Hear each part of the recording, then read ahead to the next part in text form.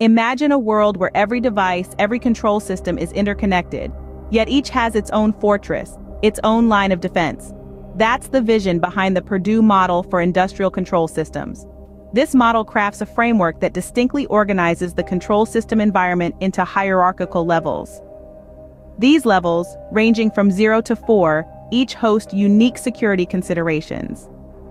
We're about to embark on a journey through these levels, revealing the secrets within each fortress and the do's and don'ts guarding them.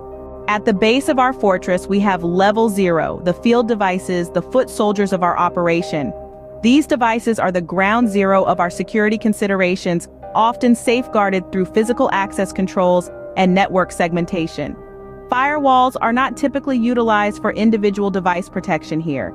Instead, we aim to limit direct exposure to external networks, minimizing accessibility to these devices as much as possible. Transitioning upwards, we reach Level 1, the realm of basic control. Here, communication between field devices and control systems is vital.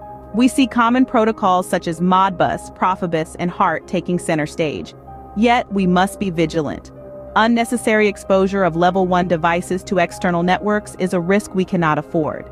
Access must be restricted to essential communication protocols only. Remember, the key is to avoid unnecessary exposure of these levels to external networks. Moving up the fortress, we encounter Level 2, the supervisory control. This level is where the magic really starts to happen. Here we allow communication between our Level 1 field devices and Level 2 devices. It's like the nervous system of our operation, with protocols like OPC, DNP3, and IEC 60875-104 helping to facilitate this vital dialogue. But just like a nervous system, it's delicate. It's not something we want to expose to the world. We limit access to only necessary protocols and devices, avoiding direct exposure to the internet. Now, let's ascend to Level 3, manufacturing operations. This is where our control systems start to converse with our manufacturing execution systems and other Level 3 devices. Imagine a bustling market where information is being exchanged rapidly and efficiently. The common languages spoken here are OPC, UA, and MQTT. But even in this bustling market, we need to maintain order. We need to ensure that only essential communication paths are open and that we're not unnecessarily exposing our systems. Remember, each level in our fortress has its unique security considerations. Just as a fortress has its hidden passages, so too must we restrict access to essential communication paths. It's all about balance, enabling necessary communication while ensuring our fortress remains secure. But the journey doesn't end here. Next, we'll ascend to the pinnacle, Level 4. At the pinnacle of our fortress, we find Level 4, the enterprise and business systems. This level is the bridge between the operational technology environment and the corporate network.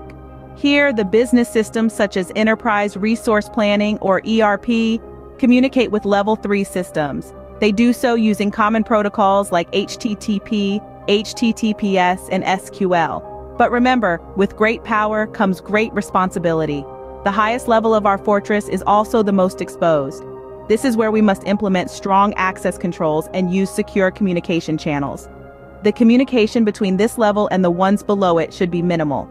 Only what is necessary for the business to function effectively. Direct exposure of critical control systems to external networks should be minimized. After all, a fortress is only as strong as its weakest point. And as with any fortress, the highest level requires the greatest defenses. Now that we've toured the fortress, let's discuss some general strategies for defending it. Network segmentation is vital. By creating zones with different security levels, you're not only organizing your defense, but also containing potential breaches. Regular audits and monitoring are your eyes and ears on the ground. They help you spot anomalies or potential threats. Default credentials are a hacker's dream. Change them. It's like replacing the lock after getting the keys to your new castle. Regular system updates are like fortifying your walls, patching up vulnerabilities to keep invaders out.